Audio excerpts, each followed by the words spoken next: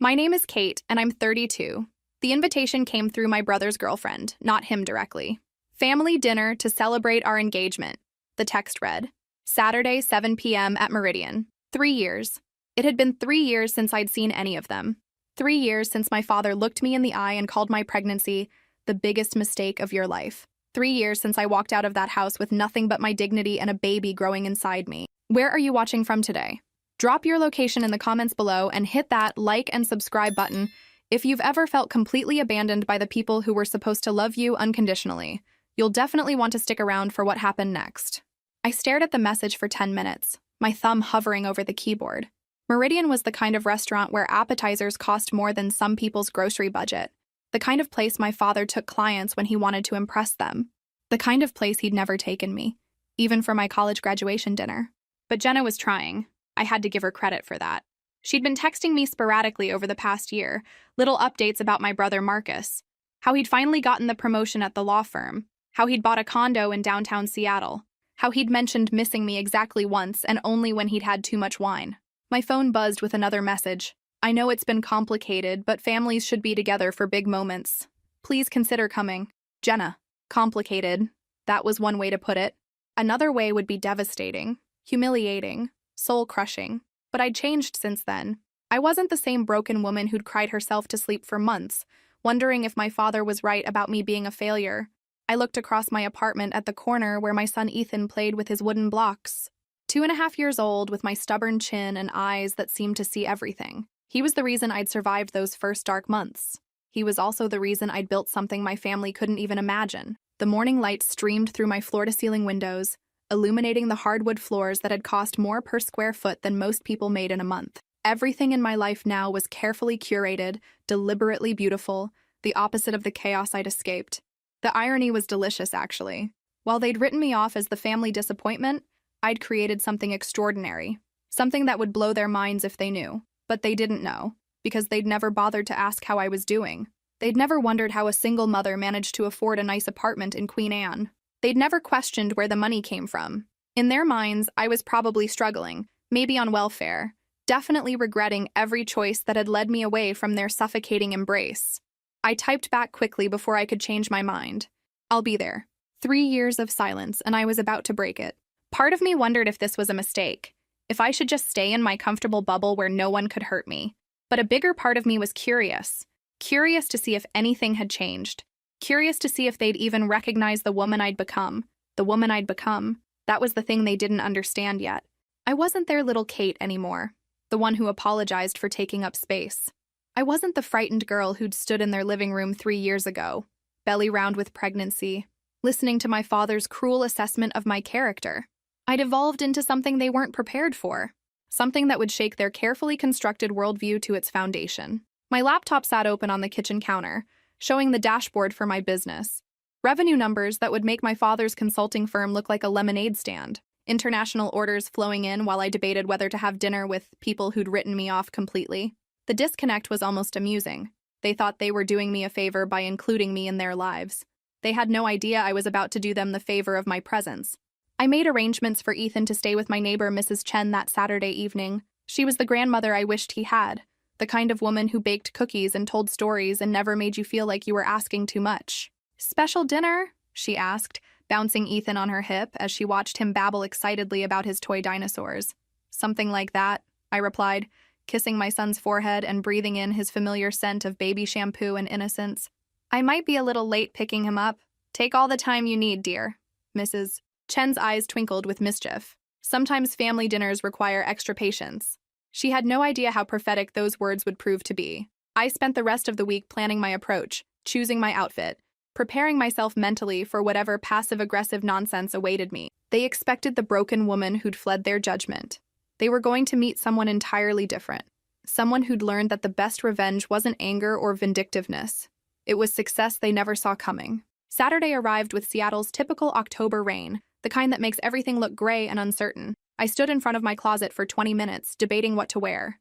Too casual, and they'd assume I was still struggling. Too fancy, and they'd think I was putting on airs, trying to be something I wasn't.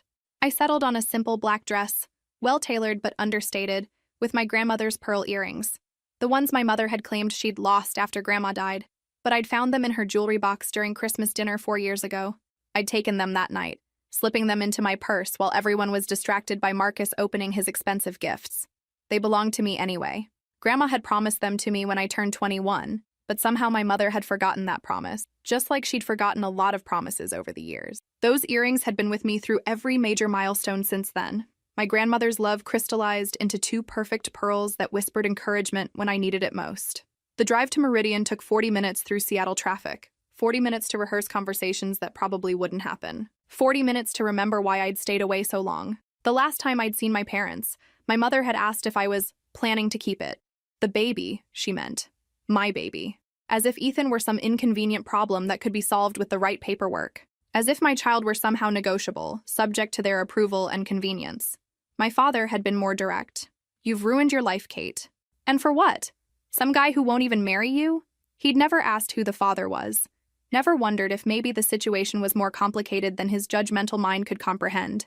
He'd just seen an opportunity to prove what he'd always believed about me, that I was weak, irresponsible, destined to fail. The cruel irony was that the father wasn't some random guy I'd met at a bar. He was a successful businessman I'd been seeing for months, someone who'd made it clear that children weren't in his 5-year plan. When I'd told him about the pregnancy, he'd offered to pay for an abortion and disappeared from my life within the week. But somehow, in my father's narrative, I was the one who'd made poor choices. What he didn't know, what none of them knew, was that I'd been planning to leave anyway. The pregnancy had just accelerated my timeline. I'd been saving money for months, building an escape fund while I figured out how to extract myself from the family business where I'd been undervalued and overlooked for years. Working for my father's consulting firm had been like drowning in slow motion, watching Marcus get credit for my ideas, watching my contributions get minimized at every turn. The final straw had come when a strategy I'd developed for a major client had been presented by Marcus to the board, with my name nowhere in the presentation materials. The pregnancy had given me clarity. I couldn't raise a child in that toxic environment. I couldn't let my son grow up watching his mother be diminished daily. So I'd left, burned the bridges, started over.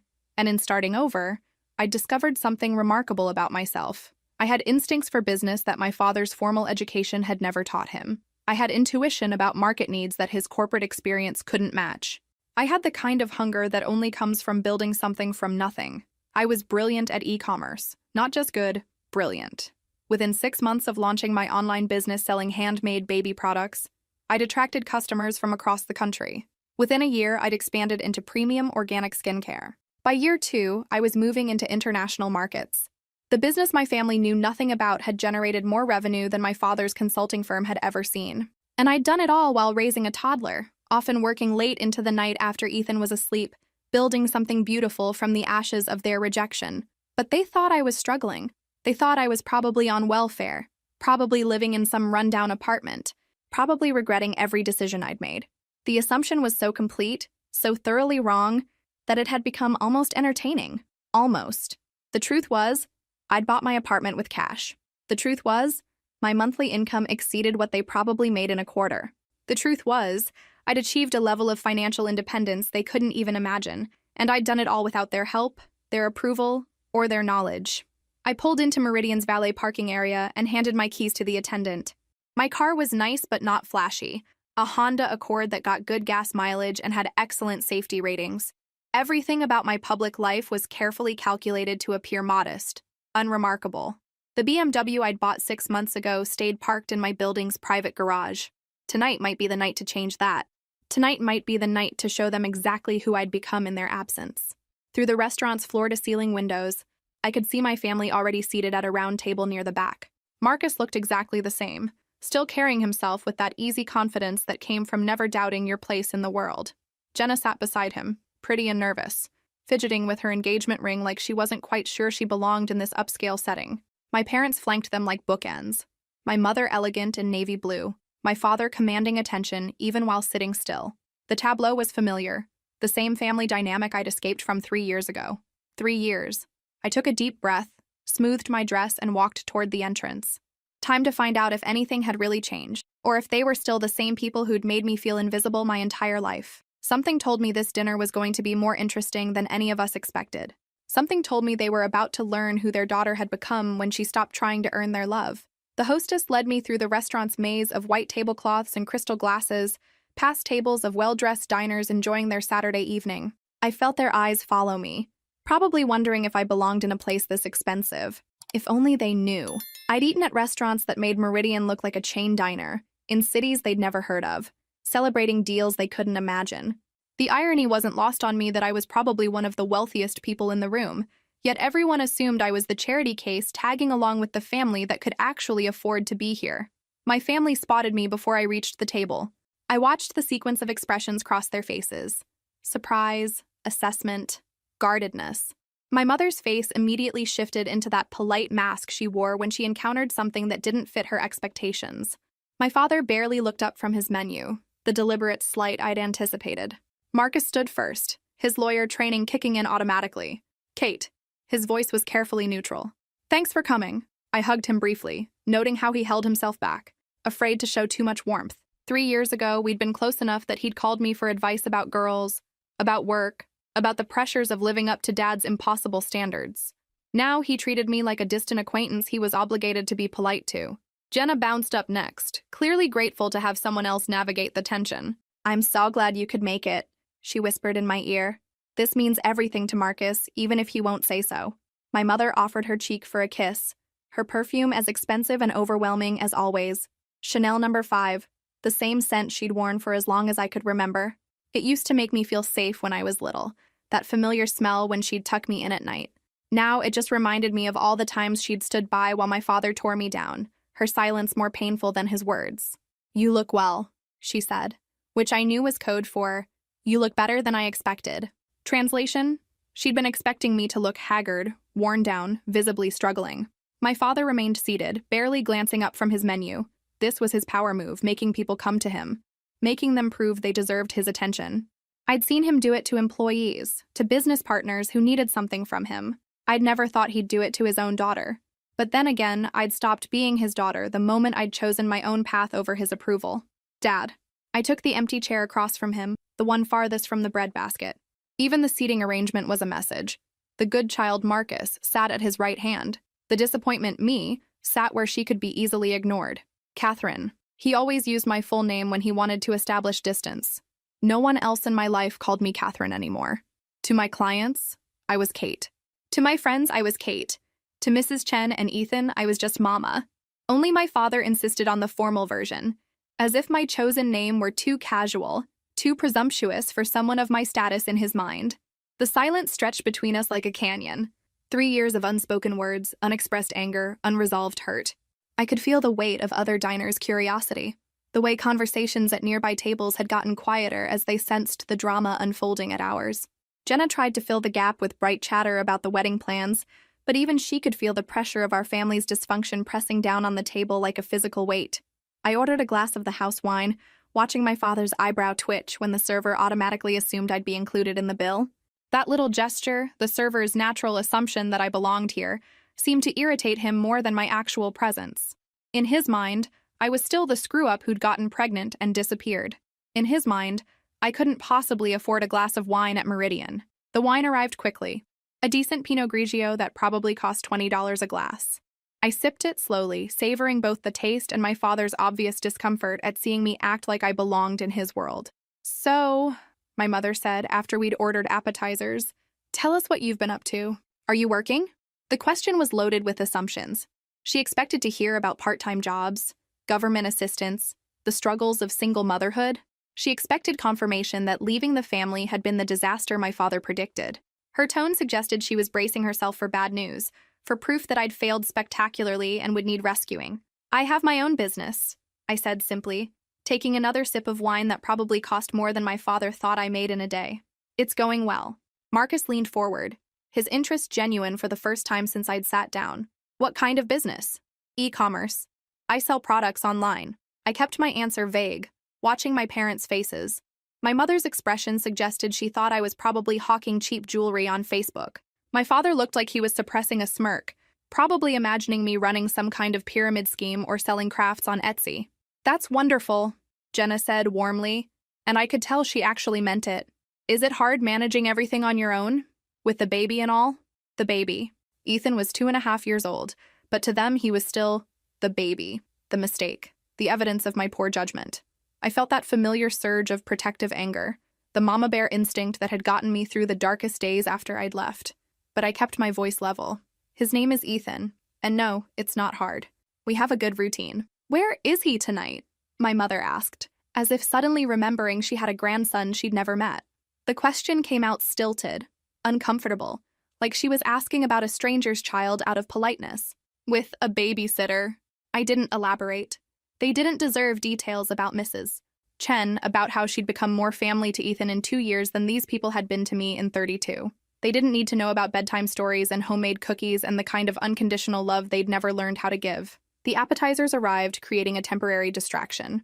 Oysters for my parents, crab cakes for Marcus and Jenna. Nothing for me. I hadn't ordered anything, partly because I wasn't hungry, and partly because I wanted to see how the evening would unfold before committing to staying through multiple courses. The familiar dynamic was already asserting itself. Them eating expensive food while I watched. The subtle reminder that I was here on sufferance, not by right. My father cleared his throat, the sound that always preceded his pronouncements. I hope you're being responsible about your finances, Catherine. Children are expensive, especially when you're on your own. There it was. The assumption that I was struggling, barely keeping my head above water. The certainty that I needed his wisdom, his guidance, his conditional help. I smiled, taking another sip of wine. I'm managing just fine, thanks. Are you, though? His voice carried that familiar condescending tone that used to make me want to disappear under the table. Single mothers face unique challenges. If you need assistance, there are programs, government assistance, charity. In his mind, that was where I belonged now. That was what happened to daughters who didn't follow the script, who got pregnant without permission, who had the audacity to walk away from family money and family control. He was already mentally categorizing me with the people he talked about at his country club, the ones who needed help because they couldn't handle their own lives. I set down my wine glass and met his eyes directly. I don't need assistance. The words came out quieter than I'd intended, but they carried weight. I'm doing better than you think. He laughed, the sound sharp and dismissive. Kate, I know you're trying to save face, but there's no shame in admitting when you're in over your head. Pride doesn't pay rent. That's when the server appeared beside our table with the check presenter, and everything changed. The server's timing was perfect, as if the universe had choreographed this moment for maximum impact. The black leather check presenter landed on the table with a soft thud, and I watched my father's hand move toward it automatically. This was his ritual, his moment of control. The man who paid was the man in charge. The one who held the power, who could grant or withhold approval based on his assessment of who deserved his generosity. But before his fingers could touch the leather, he looked up at the server and said, loud enough for nearby tables to hear, "That one's not on our bill." He pointed at me casually, as if I were a stranger who'd wandered over and sat down uninvited. As if I were some kind of charity case who'd presumed too much by ordering a glass of wine in his presence. The silence was immediate and complete. Even the ambient noise of the restaurant seemed to fade as conversations at nearby tables stopped mid-sentence. Jenna's face went crimson, her hand flying to cover her mouth in shock. Marcus stared at his lap, his shoulders rigid with embarrassment. My mother examined her manicure with sudden fascination, the same way she'd always avoided looking at me when my father delivered his harshest judgments. The server, to his credit, kept his expression professionally neutral, though I caught the slight tightening around his eyes that suggested he'd witnessed this kind of family drama before. For 3 heartbeats, I felt 15 years old again, standing in the kitchen while my father explained to my math tutor that he wouldn't be paying for extra sessions because Kate needs to learn that consequences follow choices. Feeling small and ashamed and somehow responsible for my own diminishment. The familiar weight of humiliation settled over my shoulders like a heavy coat I'd worn too many times before. But I wasn't 15 anymore.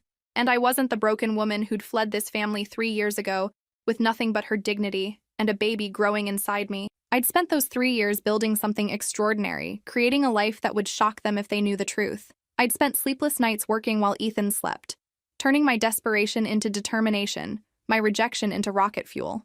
I smiled, not the tight, apologetic smile I used to offer when my father humiliated me in public. A real smile, warm and genuine and completely unexpected. The kind of smile that suggested I knew something they didn't, which, as it turned out, I absolutely did. He's absolutely right, I said to the server, my voice carrying clearly in the hushed space around our table. I should handle my own portion. The server nodded, clearly relieved to have some direction in what was becoming an increasingly uncomfortable situation. Shall I bring separate checks then? That won't be necessary. I opened my purse and removed my credit card, The black metal one that always made servers do double takes. The one that came with perks I'd never dreamed of when I was scraping together grocery money 3 years ago. I'll take care of the entire bill, actually, except for his portion. I gestured toward my father with the same casual dismissiveness he'd shown me. He can handle his own. You know what's funny about family dynamics?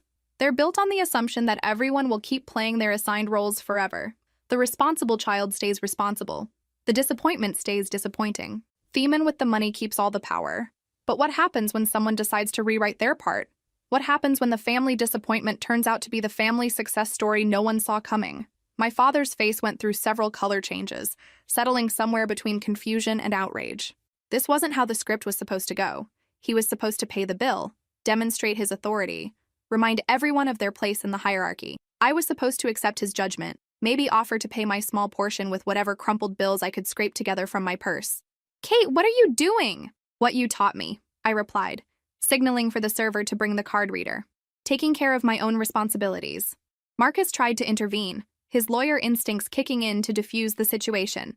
"This is ridiculous. Dad was just being..." He fumbled for words that would make this less awful than it was. There weren't any, because what my father had done wasn't just being practical or protective. It was deliberate humiliation, designed to put me in my place in front of his chosen witnesses. Clear about the boundaries, I finished for him, which I appreciate. It eliminates any confusion about expectations. The server returned with the check broken down by seat. I scanned it quickly. $347 for 5 people, not including the tip. My father's portion was $127 for his steak, appetizer, and 3 glasses of their second most expensive wine. I handed the server my card along with a folded $20 bill. A little tip for managing what was obviously becoming a very awkward situation with professional grace. "Everything except seat 4, I instructed quietly, "and keep the change on what you're charging me." The 20 was his tip for managing an awkward situation with grace. The card payment would be $220, plus a substantial tip on the overall bill. My father could figure out his own gratuity situation. While we waited for the payment to process, the table sat in stunned silence. I could practically hear the mental recalculations happening around me. How was I paying for a dinner this expensive? Where was this confidence coming from? Who was this woman who looked like their Kate but acted like someone they'd never met? The server returned, handed me my card with the kind of respectful efficiency that came with recognizing a customer who wasn't worried about money, and left the leather presenter containing my father's portion sitting in front of him like a small black monument to karma.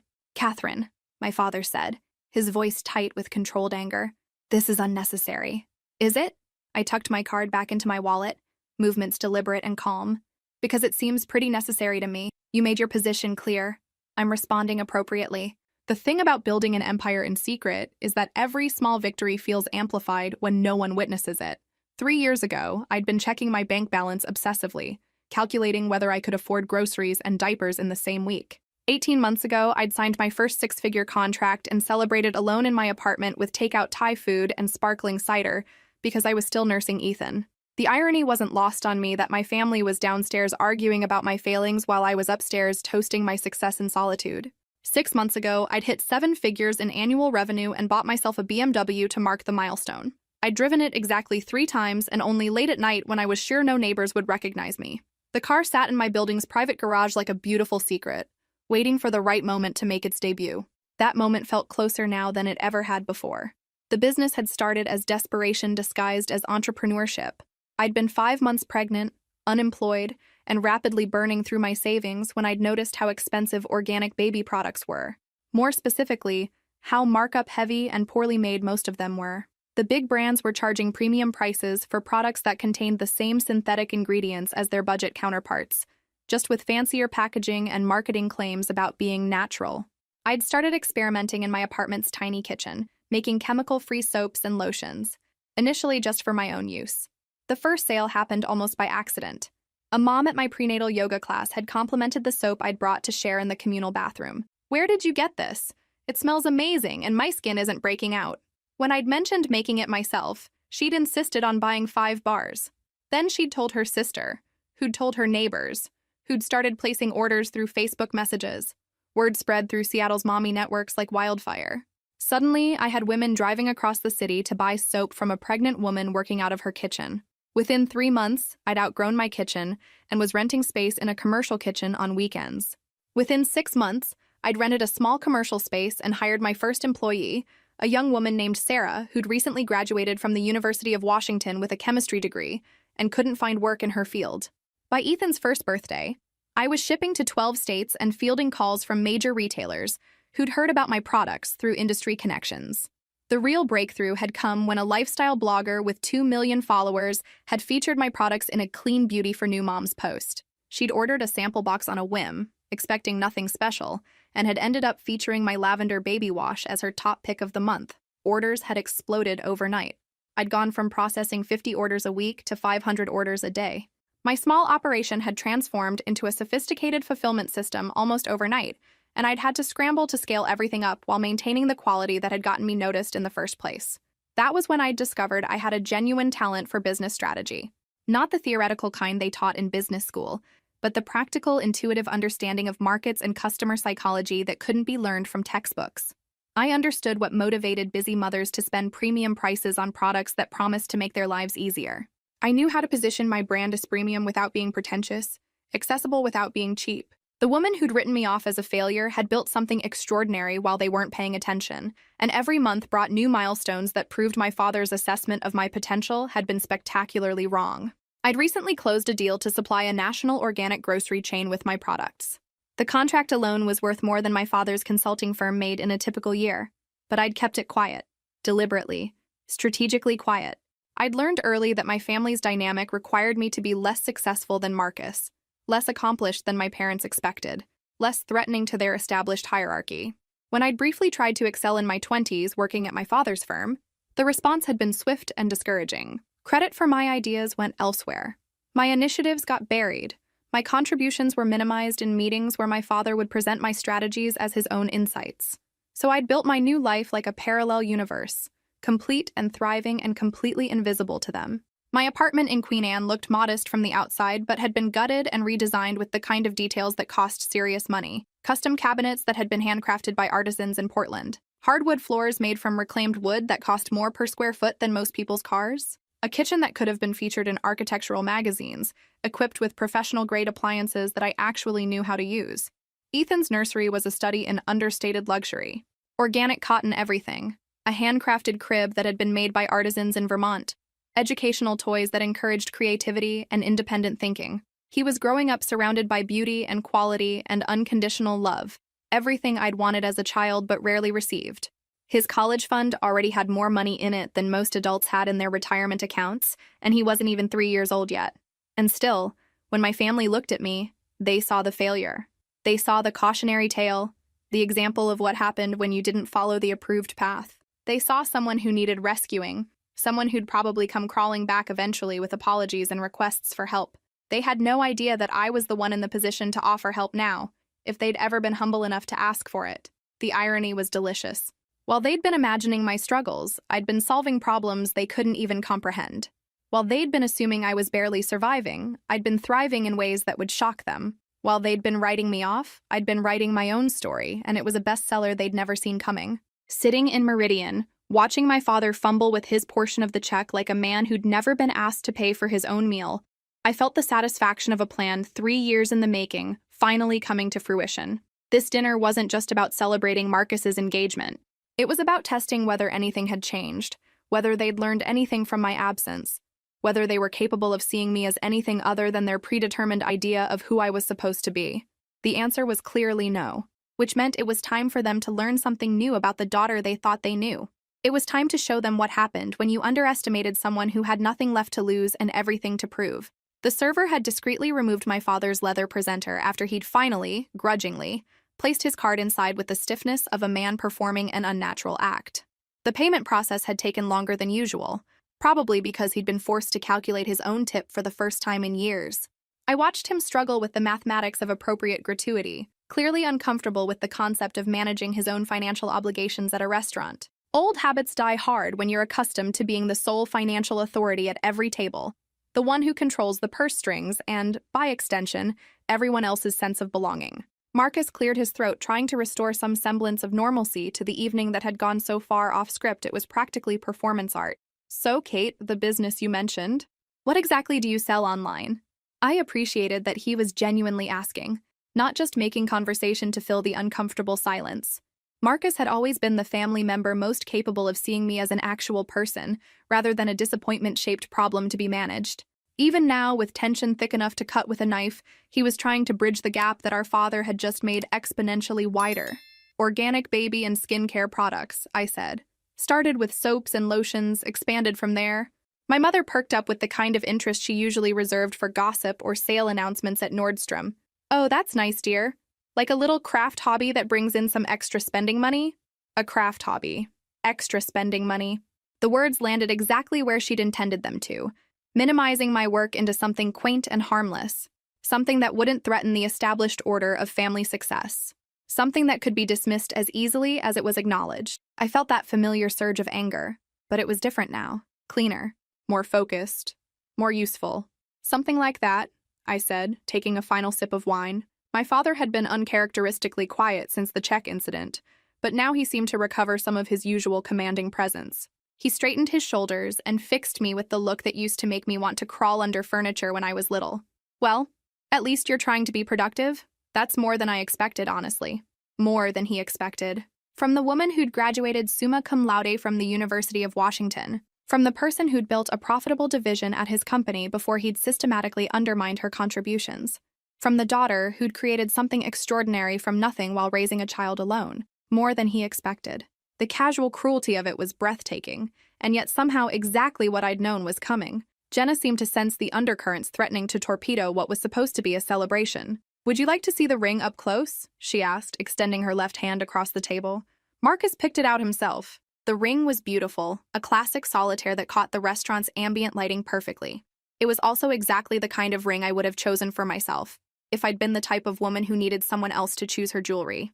It's lovely, I said, and meant it. When's the wedding? Next spring, Marcus answered. May, probably. We're looking at venues now. The Fairmont Olympic is our first choice, my mother added. But they're booking out almost 2 years now. We might have to be creative. We, not they. My mother had seamlessly inserted herself into Marcus and Jenna's wedding planning, the same way she'd inserted herself into every major decision my brother had ever made. The way she'd tried to insert herself into my life until I'd made it impossible by moving away and changing my phone number and building walls too high for her manipulative reach to scale. I'm sure you'll find something perfect, I said. Spring weddings are beautiful. The server returned to clear our empty wine glasses and ask about dessert. My father waved him away impatiently, clearly ready to end this evening that had veered so far from his expectations. Just the check, he started to say, then stopped, remembering that the check had already been handled. By me. The one who supposedly couldn't afford her own dinner? The one who was supposed to be grateful for whatever crumbs of acceptance they chose to throw her way. I pushed back from the table, gathering my purse. I should get going. Mrs. Chen is watching Ethan, and I don't like to impose too late on weekend evenings. Mrs. Chen? My mother asked, her voice carrying that particular tone she used when encountering information that didn't fit her preconceptions.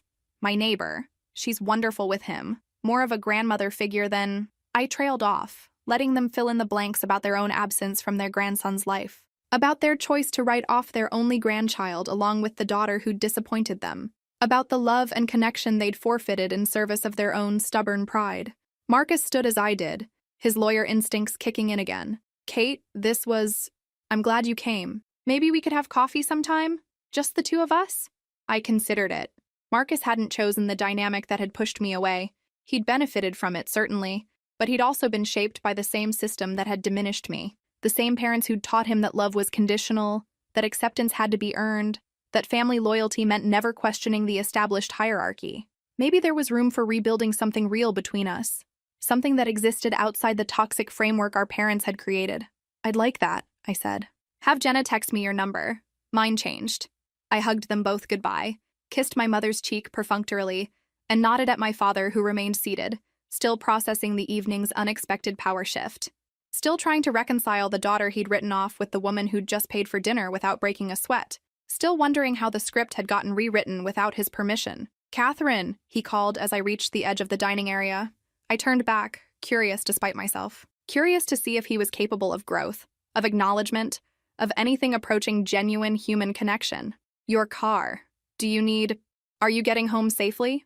For just a moment, I saw something that might have been paternal concern, or maybe he was just worried about the liability of letting me leave if I'd been drinking. Or maybe he was fishing for information about my current circumstances, trying to gauge whether the confident woman who'd just taken control of the evening was sustainable or just a temporary performance. Either way, it was the closest thing to caring he'd shown all evening. "I'm perfectly fine, Dad. Thanks for asking." I walked toward the exit, feeling their eyes following me like spotlights. 3 years ago, I'd left their house broken and ashamed, convinced I'd ruined my life with one impulsive decision. Tonight, I was leaving Meridian as the woman who'd paid for their dinner while they sat there recalculating everything they thought they knew about me. The transformation was complete, even if they didn't understand it yet. The valet station was busy, other diners claiming their cars for the evening. I handed over my ticket and waited, breathing in Seattle's crisp October air and watching the restaurant through its floor-to-ceiling windows. Through the glass, I could see my family still at the table, probably dissecting the last 2 hours like a legal brief, probably trying to figure out how their narrative about my failures had gotten so completely upended. That's when I heard my name being called from the valet station, and I realized the evening was about to get much more interesting. "Kate Thompson?" The valet attendant's voice cut through the evening air, and I turned to see him approaching with keys in hand. But these weren't the keys to my Honda Accord. These were the distinctive key fob of my BMW, the car I'd driven exactly 3 times since buying it 6 months ago. The car that had been sitting in my building's garage like a beautiful secret, waiting for the right moment to make its debut. I'd made a decision sometime between dessert and my father's humiliation. I'd called my building's concierge service during those few minutes when everyone was distracted by the check drama, arranging for them to deliver my real car to Meridian's valet stand. Sometimes the universe hands you perfect timing, and you'd be foolish not to take advantage of it. "Thank you," I said, accepting the keys with the calm of someone who owned exactly this kind of car. Because I did. The 2023 BMW X5 in midnight blue was mine, purchased with cash from a single month's revenue. I'd bought it the day I'd hit my first million in annual sales, a quiet celebration that no one had witnessed but me. The valet brought the car around, and I heard the sharp intake of breath from behind me. My family had apparently followed me outside, probably to continue whatever post-mortem analysis they'd started at the table. They stood in a cluster near the restaurant's entrance, and I could feel their shock radiating across the parking area like heat from a furnace. "Is that yours?" Marcus asked, his voice carrying a note I'd never heard before. Not condescension, not pity, but genuine surprise mixed with something that might have been respect. The BMW gleamed under the parking lot lights, every surface reflecting the kind of care that came with professional detailing, the kind of attention to detail that suggested its owner had both money and standards. I opened the driver's door and turned back to my family, all of them standing there like statues trying to process information that didn't fit their carefully constructed narrative. "It is." I slid into the driver's seat, adjusting the mirrors I'd already adjusted perfectly months ago. "Thanks for dinner. It was enlightening." My father stepped forward, his face a map of confusion, and something that might have been dawning realization. "Catherine, what exactly is this business of yours?" For 3 years, he'd assumed I was struggling. For 3 years, he'd imagined me scraping by, probably taking government assistance, definitely regretting every choice that had led me away from his conditional approval. The BMW sitting in front of him was forcing a fundamental recalculation of everything he thought he knew about my circumstances. "E-commerce," I said simply, the same answer I'd given inside the restaurant. "Organic baby products. It's going well." "Going well?" My mother's voice was pitched higher than usual, the tone she used when reality didn't match her expectations. "Kate, this car costs more than most people make in a year." I started the engine, the BMW's sophisticated purr filling the space between us. "Some people make more than others realize, Mom." Through the windshield, I could see Jenna whispering urgently to Marcus, probably trying to figure out if this was real or some elaborate performance. My father stood frozen, clearly struggling to reconcile the daughter he'd written off with the woman who'd just paid for dinner without hesitation and was now driving away in a car that cost more than his annual salary. "Catherine," his voice carried a note of command that used to make me stop whatever I was doing and pay attention. Tonight, it just sounded desperate. "We need to talk." "Do we?" I put the car in drive, feeling the satisfying weight of German engineering responding to my touch. "Because it seems like you've said everything you wanted to say already." The hurt on his face was visible even in the parking lot lighting, but it was the kind of hurt that came from having your worldview challenged, not from genuine remorse. He'd built his entire relationship with me on the foundation of my supposed failure, my need for his guidance and approval. The BMW was threatening to collapse that foundation entirely. "Call me," Marcus said quietly. "Please." I nodded at him, the only one who'd shown any genuine warmth tonight. "I will." As I pulled away from Meridian, I could see them in my rearview mirror, still standing in the parking lot like people who'd witnessed something impossible. My phone started buzzing almost immediately, probably my mother trying to call, but I let it go to voicemail. They'd had 3 years to wonder how I was doing. They could wait a little longer for the full explanation. What do you think will happen next? Drop your predictions in the comments below and let me know if you've ever had a moment where you got to prove the doubters wrong. The drive home took 20 minutes, but it felt like a victory lap. Every mile between Meridian and my apartment in Queen Anne was a mile further from the people who'd never believed in me, and closer to the life I'd built without their help or approval. The BMW handled Seattle's hills like it was designed for them, which it probably was. Mrs. Chen was still awake when I arrived to pick up Ethan, despite the late hour. She took one look at me and smiled the knowing smile of someone who'd raised children and grandchildren and had developed excellent instincts about when things had gone well or poorly. "Good dinner?" she asked, handing me Ethan's overnight bag.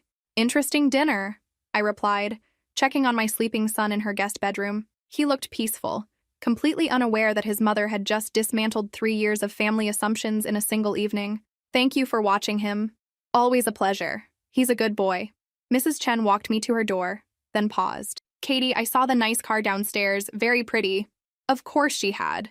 Mrs. Chen noticed everything that happened in our building. She probably knew about my business success before I'd fully realized it myself, just from observing the delivery trucks and the quality of Ethan's clothes, and the fact that I never seemed stressed about money despite being a single mother. "Thank you," I said. "I thought it was time to stop hiding." She patted my arm with maternal affection. "Hiding is for people who have done wrong. Success should be celebrated." Back in my apartment, I settled Ethan into his crib and checked my phone. 7 missed calls from my mother, 3 from my father, and a series of increasingly frantic text messages that started with confusion and progressed to demands for explanation. The transformation from dismissive to desperate had taken less than an hour. I poured myself a glass of wine and opened my laptop, pulling up my business dashboard out of habit. The numbers were as beautiful as always. Orders flowing in from 12 countries, revenue streams that would make my father's consulting firm look like a lemonade stand, growth projections that suggested I'd need to expand my warehouse space again before spring. The baby products line had been just the beginning. Within 18 months, I'd expanded into premium organic skincare, targeting affluent mothers who wanted the same quality for themselves that they demanded for their children. The profit margins were exceptional, and word-of-mouth marketing had proven more effective than any advertising campaign I could have designed. 6 months ago, I'd launched a third product line, sustainable luxury goods for environmentally conscious consumers. Organic cotton bedding, bamboo kitchenware, everything sourced ethically and marketed to people who had money and consciences in equal measure.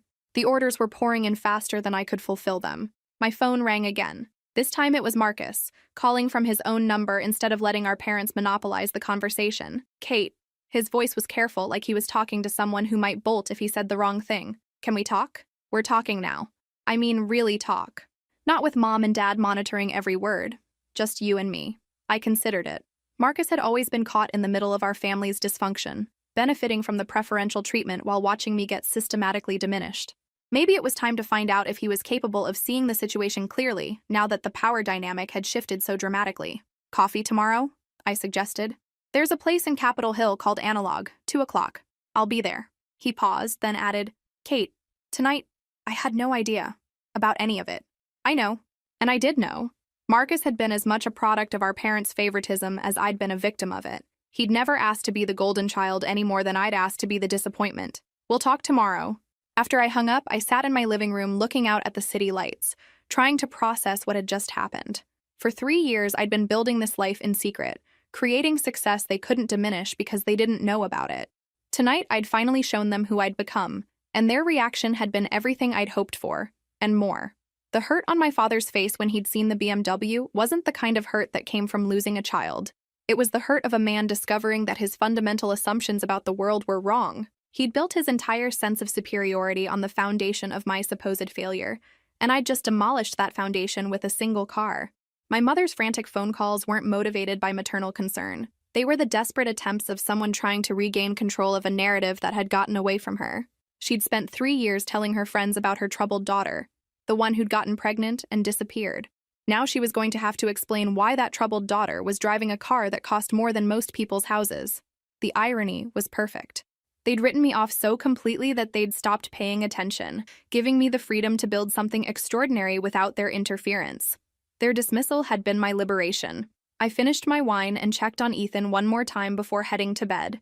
Tomorrow would bring new challenges, new conversations, new opportunities to define the relationship I wanted to have with my family going forward. But tonight, I was going to sleep peacefully for the first time in 3 years, knowing that I'd finally shown them exactly who their daughter had become. Sunday morning brought autumn sunshine and the kind of crisp Seattle air that made the city look like a postcard. I spent the morning with Ethan at the farmer's market in Queen Anne, buying organic vegetables and artisanal bread, while he charmed vendors with his enthusiasm for everything edible. This was our routine, our quiet domestic happiness that existed completely separate from the drama that had unfolded the night before. But even paradise has interruptions. My phone buzzed constantly with calls and texts from family members who'd apparently spent the night discussing what they'd witnessed at Meridian. I ignored most of them, but read the texts with the detached amusement of someone watching a soap opera about other people's lives. Mom, Catherine, we need to discuss what happened last night. This is very concerning. Dad, call me immediately. We need to understand your financial situation. Marcus, still on for coffee? I've been thinking about last night all morning. The assumption that my success was somehow concerning rather than celebratory told me everything I needed to know about their mindset. In their world, my job was to struggle gracefully, to serve as a cautionary tale about what happened when you deviated from the approved path. My actual success threatened the entire narrative they'd constructed about family hierarchy and proper behavior. Analog Coffee was busy when I arrived that afternoon, filled with the kind of people who appreciated good espresso and artisanal pastries. I found a corner table with a view of the street, ordered my usual cortado, and waited for Marcus to arrive. He was exactly on time, which was very much his lawyer personality asserting itself even in casual settings. Kate, he hugged me properly this time, without the careful distance he'd maintained at dinner. You look good. Relaxed. I feel good, I said honestly. Better than I have in years. He ordered his coffee and settled into the chair across from me, studying my face like he was seeing me for the first time. Last night was intense. I've been trying to figure out what I missed. How long you've been doing this well without any of us knowing. 3 years, I said simply. Since I left. 3 years. He shook his head slowly. Kate, the business you've built, it's not just successful, it's extraordinary. I looked up organic skincare companies after I got home last night. The kind of revenue you'd need to afford that car, to pay for dinner like it was nothing. You researched me? I was amused rather than offended. Classic Marcus, approaching everything like a legal brief that needed to be thoroughly analyzed. I researched the industry, he corrected. And if you're generating the kind of numbers I think you are, you're not just successful, you're wealthy. Actually wealthy. The word hung between us like a bridge neither of us was sure we should cross. Wealthy. It was true, but I'd never said it out loud, never claimed the identity that came with financial independence. In my mind, I was still the struggling single mother who'd fled our parents' disapproval, with nothing but determination and a baby on the way. How wealthy are we talking? Marcus asked quietly.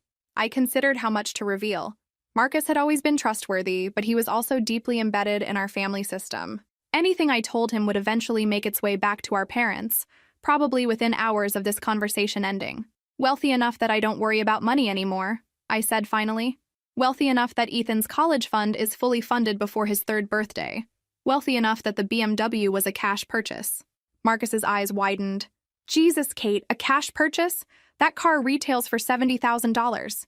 85 with the options I wanted, I corrected, enjoying the way his face changed as he processed the implications. Marcus, I'm not trying to be mysterious. I'm just not used to talking about this with family. For 3 years, you all assumed I was failing. It was easier to let you think that than to deal with the complications that would come with success. What kind of complications? I gestured toward his phone, which had been buzzing constantly since he'd sat down. The kind you're experiencing right now. Mom and Dad trying to figure out how to process information that doesn't fit their worldview. The assumption that my success is somehow their business, that they have a right to explanations and involvement and control. Marcus turned his phone face down on the table. They're worried. They're not worried, Marcus. They're confused. For 3 years, they've been telling people about their troubled daughter who got pregnant and made poor choices. Now they have to reconcile that narrative with the reality that their troubled daughter is more successful than they are. The truth of it settled between us like a challenge, because it was true, and we both knew it. My business generated more revenue in a quarter than our father's consulting firm made in a year. I owned my apartment outright while they still had mortgage payments. I was building generational wealth while they were still trying to keep up with the lifestyle demands of their social circle. They want to help, Marcus said, but his voice lacked conviction. They want to control, I corrected. There's a difference. Help would have been supporting me when I was pregnant and scared. Help would have been believing in me when I said I could handle things on my own. What they want now isn't help. It's access to something they didn't invest in but think they deserve to benefit from. Marcus sat quietly for a long moment, stirring his coffee and processing what I'd said.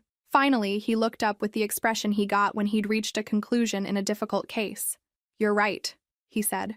"And I think I've been part of the problem without realizing it." The admission surprised me. Marcus had always been good at seeing multiple sides of an argument, but I'd never expected him to examine his own role in our family's dysfunction with such clarity. "How do you mean?" I asked. "I benefited from their favoritism without questioning it. When Dad gave me credit for your ideas at the firm, I should have said something. When they funded my education but made you take loans, I should have protested. I let them treat you unfairly because it was easier than rocking the boat." The honesty was unexpected and more healing than I'd anticipated. For years, I'd wondered if Marcus even noticed the disparity in how we were treated.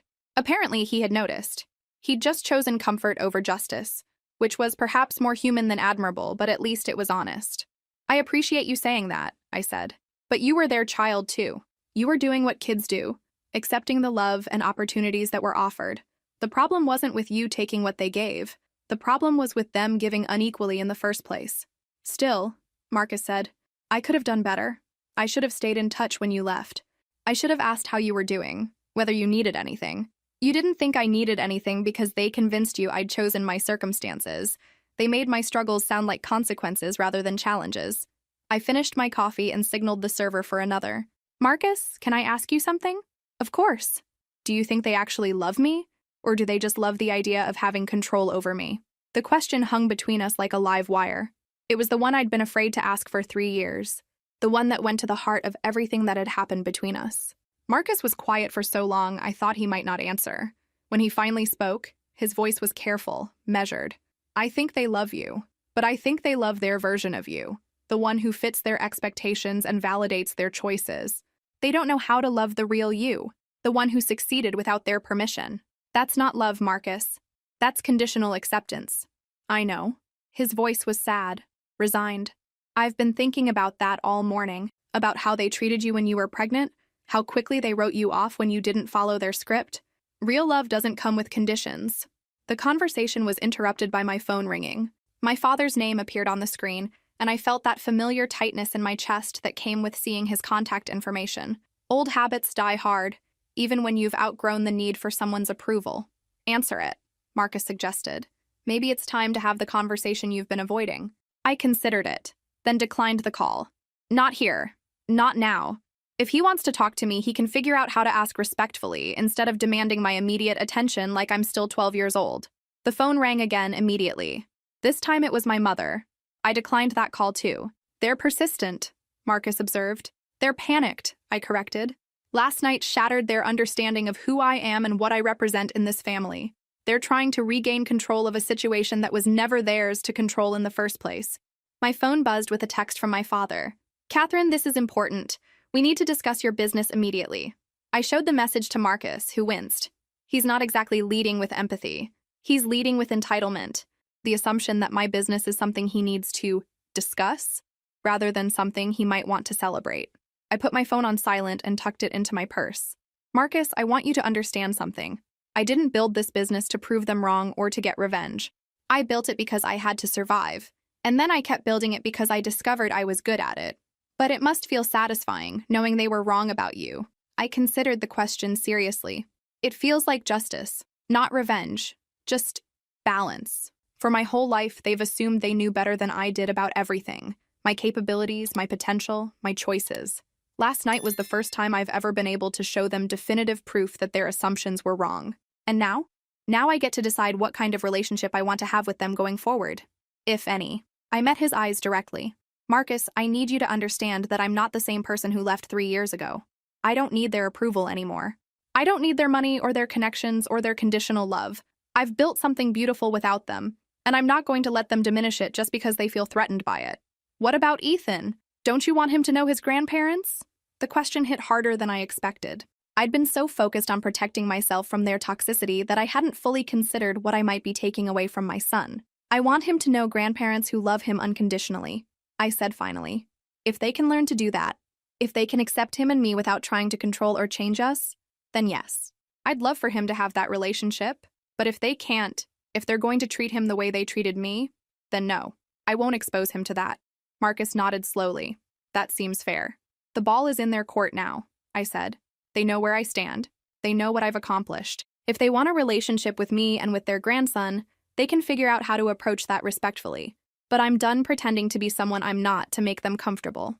Monday morning brought the kind of clarity that only comes after making a decision you've been avoiding for years. I dropped Ethan at his daycare, where he was greeted with the enthusiasm reserved for favorite people, and drove to my office in South Lake Union. Yes, I had an office.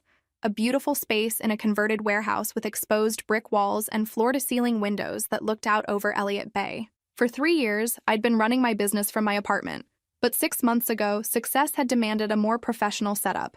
Now I employed 12 people full-time, from customer service representatives to product development specialists to a warehouse manager who oversaw our shipping operations. We were no longer a small company pretending to be bigger than we were. We were an actual enterprise with real employees and substantial overhead and growth projections that made my accountant nervous in the best possible way. Sarah, my first hire and now my operations manager, was waiting in my office with coffee and the kind of expression that suggested she'd been monitoring my phone over the weekend. "Rough family dinner?" she asked, handing me a perfectly prepared cortado. "Interesting family dinner," I corrected, settling behind my desk and opening my laptop. "What's the damage from this weekend's orders?" "Up 18% over last weekend. The new lavender sleep set is performing better than we projected. We're going to need to increase production if the trend continues." Sarah pulled up the sales dashboard on the wall-mounted monitor. "But that's not what I wanted to talk to you about." "Oh? Kate, you've got media requests. 3 different business publications want to interview you about the company. Apparently, someone leaked information about our revenue numbers, and now everyone wants to know about the mysterious single mother who built a multi-million-dollar business in 3 years." I frowned. Who would leak revenue information? Could be anyone. A vendor, a customer who did the math, someone from the bank. The point is, the secret's out. People are starting to pay attention to what you've built here. The irony was perfect. I'd spent 3 years hiding my success from my family, and now it was about to become public knowledge. The universe had a sense of humor about timing. Schedule the interviews, I decided. If we're going to be public about this, let's do it right. My phone buzzed with another call from my father. I was beginning to think he'd cleared his entire calendar to focus on figuring out how to process Saturday night's revelations. "Are you going to answer him eventually?" Sarah asked. "When I'm ready to have that conversation on my terms," I said. Right now, he's in panic mode. He's trying to understand how the daughter he wrote off became more successful than he is. Until he can approach this with genuine curiosity instead of wounded pride, there's no point in talking. Sarah had been with me since the beginning. She'd watched me build this company from nothing while dealing with the exhaustion of new motherhood and the emotional fallout from family rejection. She understood better than anyone how much my family's dismissal had cost me and how much their belated attention was worth. "What do you think they want?" she asked. "Control," I said without hesitation. "They want to understand my business well enough to have opinions about how I should run it. They want to insert themselves into my success story so they can take credit for my resilience. They want to transform my victory into evidence of their good parenting. And what do you want?" The question stopped me. What did I want? For 3 years, I'd been focused on survival, then success, then maintaining the boundaries that kept me safe from their toxicity. I'd never really considered what I wanted from them beyond basic respect and acknowledgement. "I want them to see me," I said finally. Not their idea of who I should be, not their assessment of my choices, not their projection of their own fears and limitations. I want them to see who I actually am and love that person, or at least respect her enough to leave her alone. That's fair. It's also probably impossible, I admitted.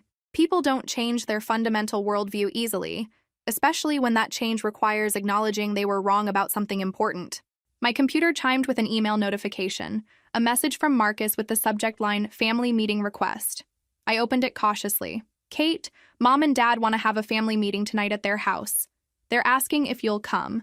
I told them I'd ask, but I wouldn't pressure you. Whatever you decide, I'll support. But I think they're genuinely trying to understand what happened Saturday night."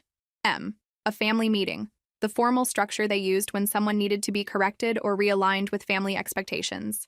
I'd been subjected to several of them over the years, usually when my behavior didn't meet their standards. The fact that they were requesting my presence rather than demanding it was progress, but the format itself was deeply problematic. "What's that expression about?" Sarah asked. "They want to have a family meeting about my success." I showed her the email. The the same format they used to use when they wanted to lecture me about my failures. Are you going to go? I thought about it seriously. Part of me was curious to see how they'd handle a conversation where I held all the power.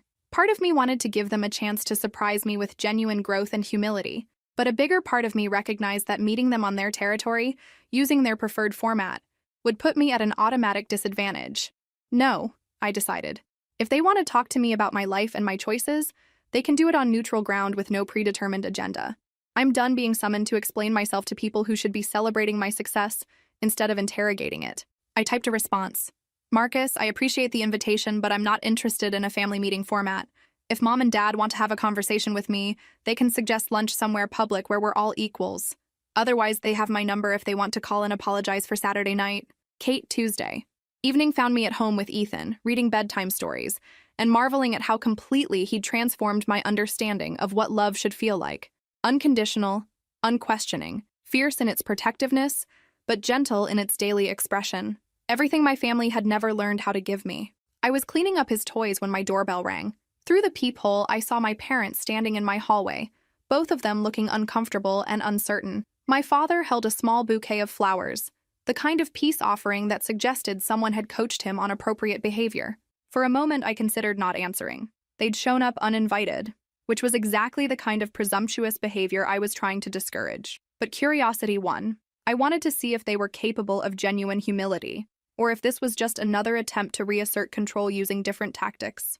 Mom, Dad. I opened the door but didn't invite them in. This is unexpected. Catherine. My father's voice was different than I'd ever heard it. Subdued, almost humble. We were hoping we could talk. May we come in? I considered the request. Letting them into my home would give them access to information about my lifestyle that they didn't deserve, but refusing would make me look petty and defensive. After a moment, I stepped aside. They followed me into my living room, and I watched their eyes take in the details. The custom furniture, the original artwork, the high-end electronics, the toys that clearly came from expensive boutiques rather than discount stores. Everything about my space screamed quality and financial stability, the opposite of what they'd been imagining for 3 years. Beautiful apartment, my mother said, running her fingers along the back of my Italian leather sofa. Very sophisticated. Thank you. I didn't offer them seats or refreshments. This wasn't a social visit. My father cleared his throat, the nervous gesture I remembered from my childhood. Catherine, we owe you an apology. Several apologies, actually. The admission surprised me. I'd expected defensiveness, justification, maybe some grudging acknowledgement that they'd misjudged my circumstances. I hadn't expected a direct apology. For what specifically? I asked. For Saturday night, my mother said quickly. Your father shouldn't have said what I said about the check. It was unnecessary and hurtful. And before that, I pressed. For the 3 years of silence? For writing me off when I got pregnant? For assuming I'd fail without ever checking to see how I was actually doing? The questions hung in the air like challenges. This was the conversation we'd never had, the one where they'd have to acknowledge the full scope of their treatment rather than just the most recent incident. We were hurt, my father said finally. When you left, when you stopped taking our calls, we felt rejected. We assumed you wanted nothing to do with us. I stopped taking your calls because every conversation was a lecture about my poor choices. I left because staying meant listening to daily reminders that I was a disappointment. I kept my voice level, factual. Dad, the last thing you said to me before I left was that I'd ruined my life. Did you really think I was going to call to chat after that? He winced, remembering. I was angry. I thought you were throwing your life away. And now? Now I see that I was wrong. The admission came out quietly, like it physically hurt to say. Catherine, what you've built, what you've accomplished. I don't understand how you did it, but I can see that you've succeeded beyond anything I thought possible. Some fracassadas acabam dando a volta por cima, I said in Portuguese, then translated for their confused expressions. Some failures end up turning things around. A client taught me that phrase. She's a Brazilian entrepreneur who built a global company after her family gave up on her. My mother shifted uncomfortably. We never gave up on you, didn't you? I met her eyes directly. When was the last time either of you asked how I was doing? When was the last time you wondered about Ethan's development, or whether I needed help, or whether I was happy? When was the last time you treated me like a daughter instead of a problem to be managed? The silence stretched between us, filled with 3 years of unspoken hurt and missed opportunities. Finally, my father spoke. What do you need from us now? The question was simpler than I'd expected, and more complex than he probably realized. What did I need from them? I'd built my life without their support. their approval, their involvement. I'd discovered I was stronger and more capable than they'd ever believed. I'd created success that didn't require their validation. I need you to see me, I said finally. Not the daughter who disappointed you. Not the cautionary tale about poor choices. Not the single mother you assumed was struggling. I need you to see the woman I actually became and decide if you can love her for who she is, rather than who you think she should be. We do love you, my mother said, her voice thick with emotion. Then prove it. I walked to the window, looking out at the city lights below. Stop trying to control my choices. Stop assuming you know what's best for me. Stop treating my success like it's somehow your business to approve or disapprove. Just love me. Support me. Be proud of what I've accomplished instead of confused by it. My father moved closer, and for the first time in years, I saw genuine vulnerability in his expression. I am proud of you, Catherine. Intimidated, confused, maybe a little embarrassed that I underestimated you so completely, but proud. The words I'd waited my entire life to hear, delivered 3 years too late but still powerful enough to crack something open in my chest. I turned back to face them, seeing not the judgmental parents who'd driven me away, but two people who'd made mistakes and were trying to figure out how to repair the damage. Ethan's asleep, I said quietly, but if you'd like to meet your grandson, he'll be awake tomorrow morning. I usually take him to the park around 10. My mother's face lit up with something I'd never seen before. Grandmother anticipation. We'd love that. One condition, I added. You meet him as the people you are now, not as the people you were when I left. He doesn't need to know about our history. He just needs to know that his grandparents love his mother and are excited to be part of his life. They nodded in unison, accepting the terms I'd set for their redemption. As they prepared to leave, my father paused at the door. Catherine, the BMW. That wasn't just about the money, was it? That was about proving that we were wrong about who you are. I smiled, the first genuine smile I'd shared with him in years. Dad, some failures really do turn things around. The trick is recognizing when someone isn't actually failing, they're just getting started. He laughed, a sound I hadn't heard from him in longer than I could remember. I'll try to remember that. After they left, I checked on Ethan one more time, then stood in my living room processing what had just happened. 3 years of anger and hurt hadn't disappeared in one conversation, but something had shifted. A door had opened, just a crack, toward the possibility of rebuilding something real. My phone buzzed with a text from Marcus. How did it go? Better than expected, I typed back. Still cautious but hopeful. Good. You deserve a family that celebrates you instead of tolerating you. He was right. And maybe, after all this time, I was finally going to get one. If this story resonated with you, make sure to like and subscribe for more stories about people who refuse to let others define their worth. Sometimes the best revenge isn't revenge at all. It's simply becoming exactly who you were meant to be, whether they believe in you or not.